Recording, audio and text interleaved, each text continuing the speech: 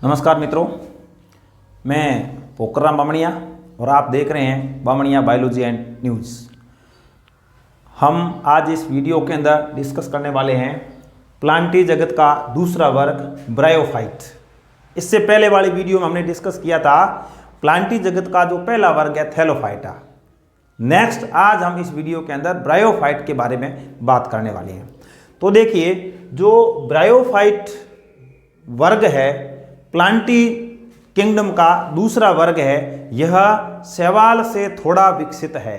जो शैवाल वर्ग है या जो थैलोफाइटा है, इससे विकसित वर्ग है। मतलब थैलोफाइटा वर्ग में जो पौधे आते हैं वो तो बहुत ही सरल प्रकार के होते हैं। उनमें जड़, तना, पत्ती जैसी कोई संरचना नहीं पाई जाती है। और ऐसी जो संरचना होती है जिसमें जड़, तना, पत्ती नहीं पाई जाती, उसको थैलस कहा जाता है। और उसी थैलस से क्या बना? थैलोफाइटा। अब इस वर्ग के अंदर शैवाल से थोड़े विकसित पौधे पाए जाते हैं। थोड़े विकसित का मतलब क्या है कि इसमें वास्तविक जड़, तना और पत्ती तो नहीं पाई जाती, लेकिन जड़ के समान, तने के समान और पत्ती के समान संरचनाएं इसमें पाई जाती है। इसके अलावा ये जो पौधे होते हैं एक सब स्टेटम से जुड़े हुए होते हैं। सब स्टेटम से मूलाभ के द्वारा जुड़े हुए होते हैं। ये मूल है वो एक कोशिकीय या बहुकोशिकीय हो सकते हैं। तो इस तरह से ये जो थैलोफाइटा वर्ग के पौधे हैं या शैवाल हैं, उनसे थोड़े विकसित प्रकार के होते हैं। दूसरी बात हम करें तो शैवाल है वो मैक्सिमम पानी में पाई जाती है। शैवाल है या थैलोफाइटा वर्ग के पौधे हैं वो मैक्सिमम पानी के अंदर पाए जाते हैं। कुछ एक पौधे हैं जो पानी से बाहर पाए जाते हैं। लेकिन ये जो पौधे हैं ये ऐसे पहले पौधे हैं जो स्थल के ऊपर उगते हैं। प्रथम स्थलीय पौधे होते हैं। ये पहली बार जो जमीन के ऊपर पाए जाते हैं वो पौधे ये होते हैं या ब्रायोफाइट होते हैं। अब ये उतने विकसित नहीं हैं, सफलतम ये अपना जीवन चक्र पूरा नहीं कर सकते, उतने विकसित नहीं है, लेकिन सबसे पहले जमीन के ऊपर उगते हैं। इसलिए हम कह सकते हैं कि ये प्रथम स्थलीय पादप होते हैं। थैलोफाइटा जलीय है, जबकि ये पहले ऐसे पौधे हैं जो स्थल के ऊपर पाए जाते हैं। अब देखिए प्रॉब्लम क्या है। ये ऐसे पौधे हैं जिनको पादप जगत का उभयचर या जल स्थलचर कहा जाता है। जल स्थलचर का मतलब है कि ये पृथ्वी के ऊपर पाए जाते हैं, स्थलीय पौधे हैं, लेकिन ये अपना जीवन चक्र जब पूरा करते हैं या हम कहें कि जब ये जनन की क्रिया करते हैं, जब इनमें लैंगिक जनन होता है, उस समय जो निषेचन की क्रिया होगी उस दौरान इनको पानी की आवश्यकता होती है। उस समय यदि पानी नहीं होगा तो ये निषेचन की क्रिया संपन्न नहीं कर पाएंगे, और निषेचन नहीं होगा तो इनमें जनन की क्रिया संपन्न नहीं होगी, और जनन की क्रिया संपन्न नहीं होगी तो संतान उत्पन्न नहीं होगी या संतति पौधों का निर्माण नहीं होगा। इसलिए ये जो ब्रायोफाइट्स पौधे हैं, एक इसके बाद में जो वर्ग आएगा वो टेरिडोफाइट। तो ब्रायोफाइट और टेरिडोफाइट्स ये ऐसे पौधे हैं जो ऐसे स्थानों पर पाए जाते हैं कि लैंगिक जनन के दौरान जब निषेचन की क्रिया हो उस समय इनको पानी मिल सके। इसलिए इनका विस्तार यदि पृथ्वी के ऊपर देखा जाए तो ये सब जगह फैले हुए नहीं है। जहां जहां पर जल उनको आसपास मिल जाए या नम क्षेत्र होते हैं या पानी वाले क्षेत्र होते हैं, उनके आसपास ही ये पाए जाते हैं। या हम कहेंगे छायादार भाग होते हैं, वहां पर ये पाए जाते हैं। तो ये जल स्थलचर कहलाती हैं। बहुत अच्छा सवाल बन सकता है, पादप जगत के उभयचर किस वर्ग को कहा जाता है? तो पादप जगत के उभयचर ब्रायोफाइट्स या ब्रायोफाइटा को कहा जाता है। इसमें हम अभी बात करेंगे फर्न और मॉस, दो इसके वर्ग है। तो ये ऐसे पौधे हैं जो जल स्थलचर होते हैं या उभयचर कहलाते हैं। अब ये ऐसे पौधे हैं, अब ये अपुष्पीय है। कल हमने बात की थी कि जो प्लांटी जगत है इसको दो भागों में बांट दिया, अपुष्पीय और पुष्पीय। अपुष्पीय के अंदर थैलोफाइटा, ब्रायोफाइटा और टेरिडोफाइटा, जबकि पुष्पीय के अंदर जिम्नोस्पर्म और एंजियोस्पर्म पाए जाते हैं। तो ये जो पौधे हैं ये अपुष्पीय होते हैं या क्रिप्टोगैम्स होते हैं। असामान्य होते हैं, सामान्य उत्तक नहीं पाए जाते। इसमें जाइलम और फ्लोएम जो दो सामान्य उत्तक होते हैं वो इसमें नहीं पाए जाते हैं। इस वजह से इसे असामान्य पौधे कहा जाता है। नम और छायादार स्थानों पे पाए जाते हैं, बात हो चुकी। अब ये जो पौधा है, मुख्य पौधा इसमें युग्मकोद्भिद होता है। थैलोफाइटा में भी यही होगा, इससे पहले हमने थैलोफाइटा के बारे में बात की है, तो थैलोफाइटा है वो भी मुख्य पौधा युग्मकोद्भिद होता है। मुख्य पौधा या जो मेन पादप है वो युग्मकोद्भिद होता है। इसका मतलब क्या हुआ? इसका मतलब ये होता है कि जो मुख्य पौधा है वो अगुणित होगा। अगुणित का मतलब है गुणसूत्रों की संख्या आधी होगी, इसलिए इसको अगुणित बोलेंगे। युग्मकोद्भिद अब क्यों कहेंगे? क्योंकि आधे गुणसूत्र जिनमें होते हैं वो युग्मकोद्भिद होते हैं, मतलब ये युग्मकों का निर्माण करते हैं, इसलिए इसको युग्मकोद्भिद कहा जाता है। अब अनुक्रमण में ये महत्वपूर्ण भूमिका निभाते हैं। अनुक्रमण क्या होता है? देखिए, जमीन के ऊपर या पृथ्वी के ऊपर ऐसा कोई क्षेत्र जहां पर वनस्पति नहीं है और वहां पर वनस्पति का उद्भव होता है, उस प्रक्रिया को हम कहते हैं अनुक्रमण। तो वनस्पति रहित जो क्षेत्र होता है उसमें सबसे पहले जो उगते हैं वो पौधे ये होते हैं, ब्रायोफाइट्स पौधे होते हैं, इसलिए हम कहते हैं कि अनुक्रमण में इनका मुख्य योगदान होता है। शैवालों से अधिक विकसित होते हैं। इनका जो थैलस होता है वो शयान हो सकता है, सीधा भी हो सकता है। एक या बहुकोशी के मूला पाए जाते हैं जिससे ये सब स्टेटम से जुड़ा हुआ होता है। इसके अलावा इनमें अलैंगिक जनन नहीं पाया जाता। अलैंगिक जनन का बिल्कुल अभाव पाया जाता है। हाँ, इसमें कायिक जनन पाया जाता है। कायिक जनन के लिए इसमें विखंडन की विधि है, अपस्थानिक कलिकाओं के द्वारा है, इसमें जैमिक कप पाए जाते हैं, इनके द्वारा ये इसमें होता है। अब हम लैंगिक जनन की बात करें तो लैंगिक जनन बहुकोशिकीय होते हैं।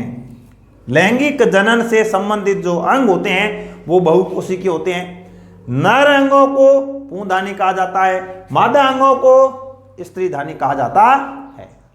अब नर जो अंग है पुंधानी, इसमें किसका निर्माण होता है? पुमंग का निर्माण होता है, जबकि स्त्रीधानी के अंदर किसका निर्माण होता है? अंड का निर्माण होता है या अंडाणु का निर्माण होता है।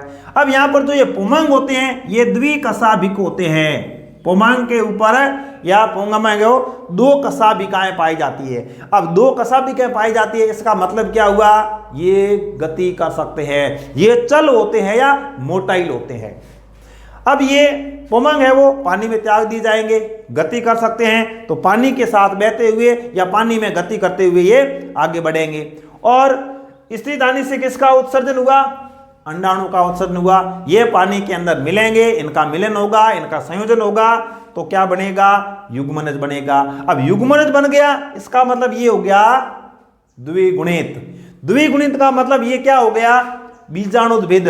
बीजाणुद्भिद को हम स्पोरोफाइट कहते हैं। तो इस तरह से ये जो युग्मनज बना है ये क्या हो गया? अब स्पोरोफाइट या बीजाणुद्भिद। इस तरह से मुख्य जो पौधा होता है वो तो होता है गैमेटोफाइट या युग्मकोद्भिद, लेकिन बीच में यह जो जनन के दौरान बीजाणुद्भिद या स्पोरोफाइट का निर्माण होता है। लेकिन ये जो स्पोरोफाइट होता है, ये स्पोरोफाइट है, ये तो बहुकोशिकीय होता है, लेकिन ये स्वतंत्र नहीं होता।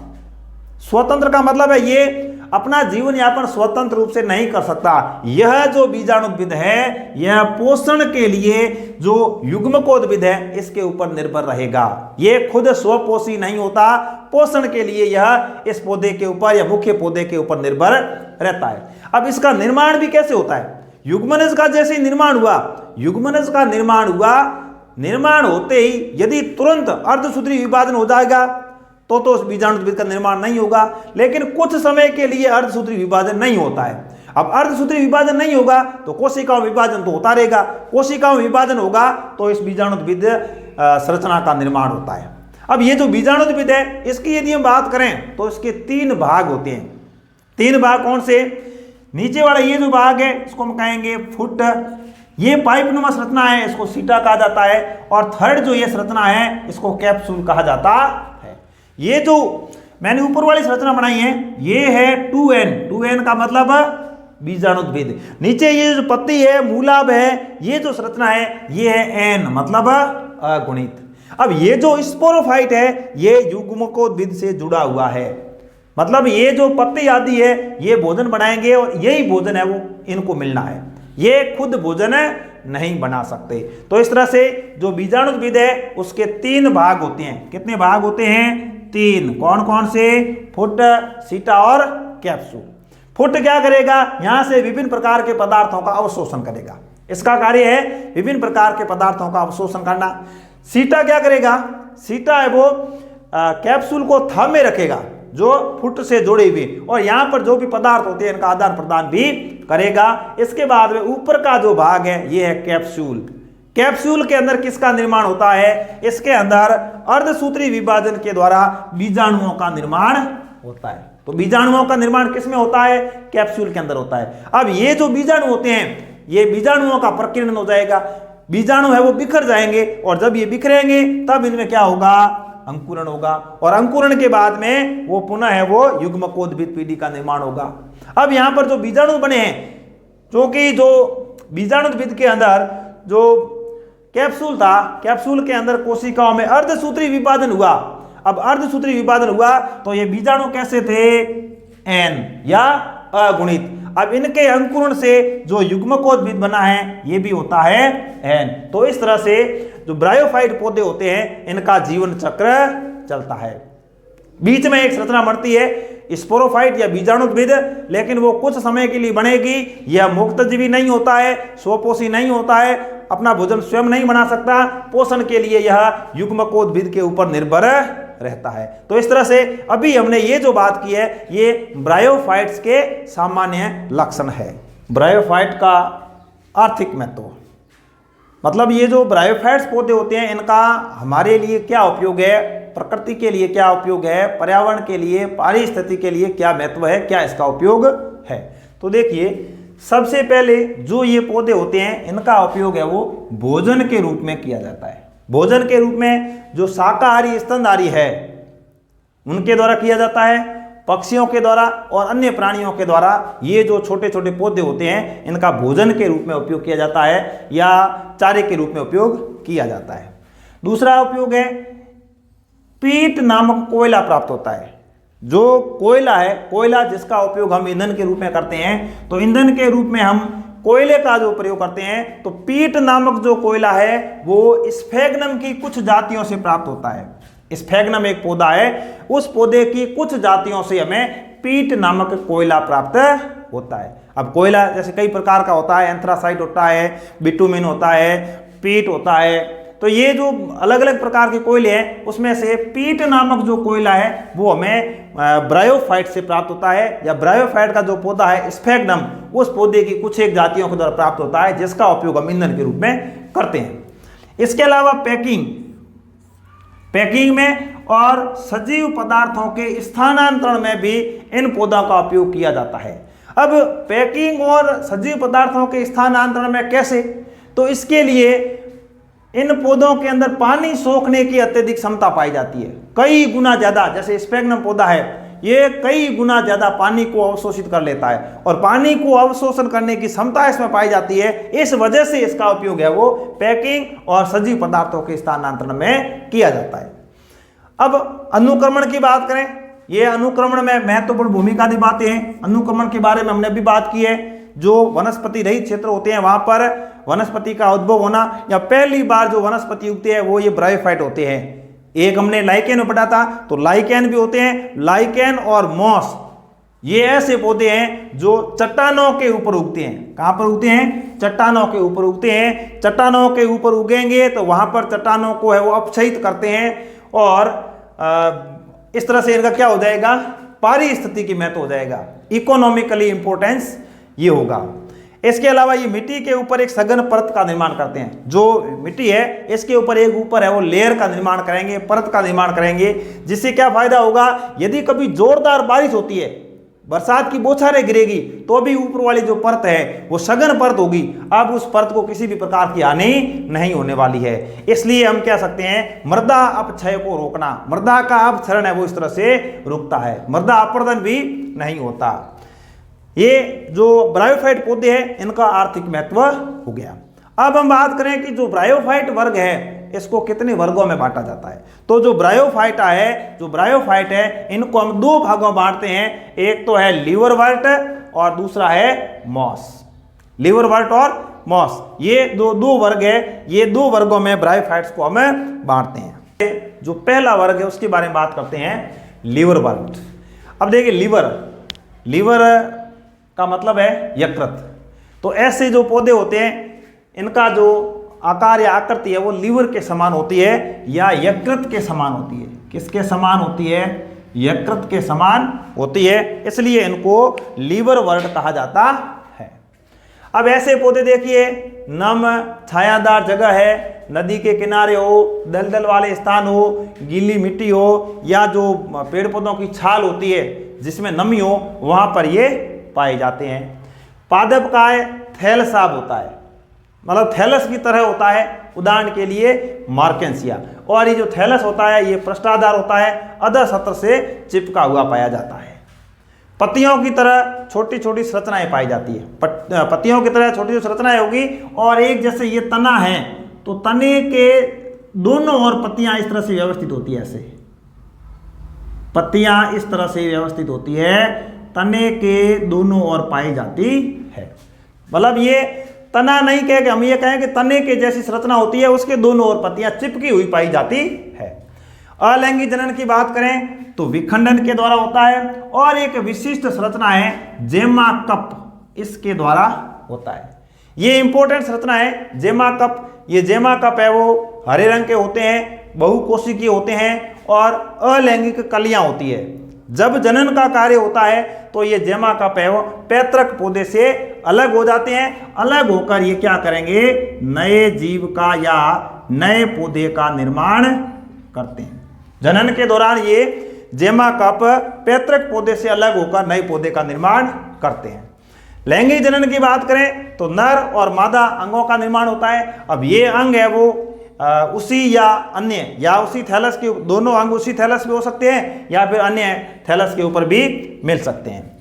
अब लैंगिक जनन के दौरान स्पोरोफाइट का निर्माण होता है। नर और मादा युग्मक मिलेंगे, मिलने से जाइगोट बनेगा, और जाइगोट में क्या होगा?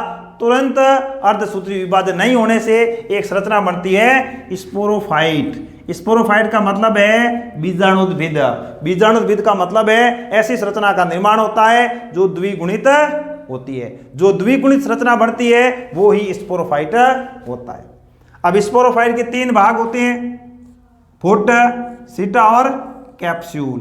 फुट, सीटा और कैप्सूल। इसमें जो कैप्सूल है वो इंपॉर्टेंट, क्योंकि इसके अंदर जो कोशिकाएं होती है इसमें मियोसिस होता है, मतलब अर्धसूत्री विभाजन होता है, जिससे स्पोर फॉर्मेशन होता है या स्पोर का निर्माण होता है। अब ये स्पोर है प्रकीर्णन के द्वारा बिखर जाएंगे। जब ये बिखरेंगे तो जर्मिनेशन होगा, अंकुरण होगा, अंकुरण से नए युग्मकोद्भिद पौधे का निर्माण होता है। तो इस तरह से क्या होगा? लिवरवर्ट के जो पौधे हैं ये जो जनन की प्रक्रिया के द्वारा नए युग्मकोद्भिद लिवरवर्ट का निर्माण करते हैं। इसका उदाहरण है रिक्सिया और मार्केंसिया। रिक्सिया और मार्केंसिया इस लिवरवर्ट का उदाहरण है।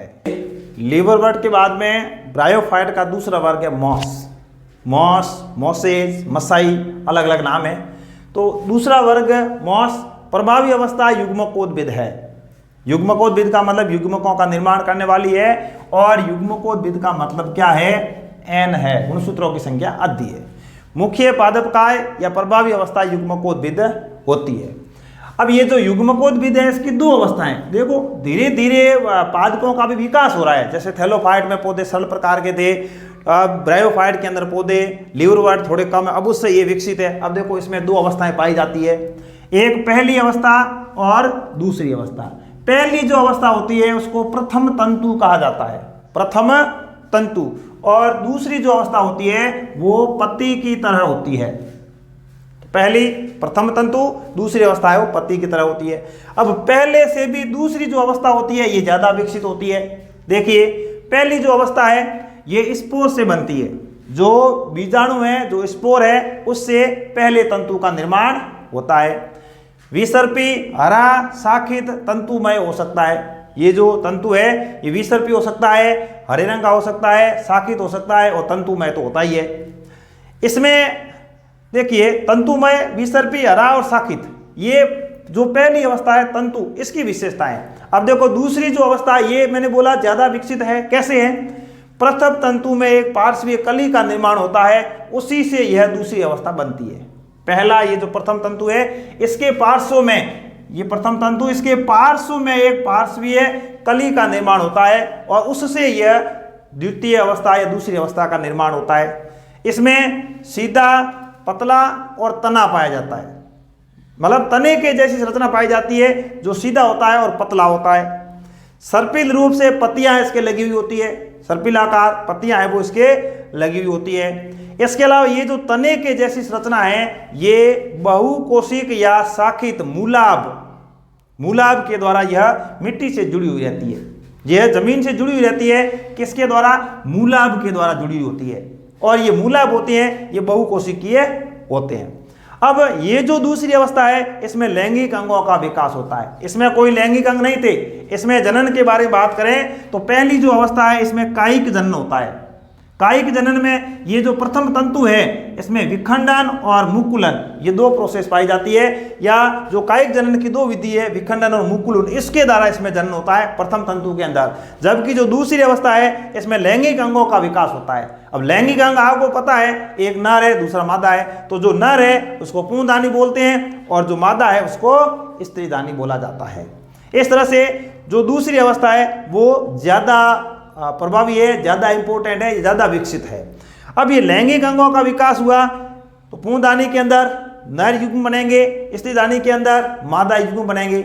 अब ये युग्मक बनेंगे तो ये आपस में मिलेंगे, इनका मिलना निषेचन कहलाएगा। निषेचन से क्या बनेगा? युग्मनज बनेगा। अब युग्मनज से क्या बनेगा? युग्मनज से स्पोरोफाइट का निर्माण होता है। और स्पोरोफाइट के वही तीन भाग हैं, फुट, सीटा और कैप्सूल।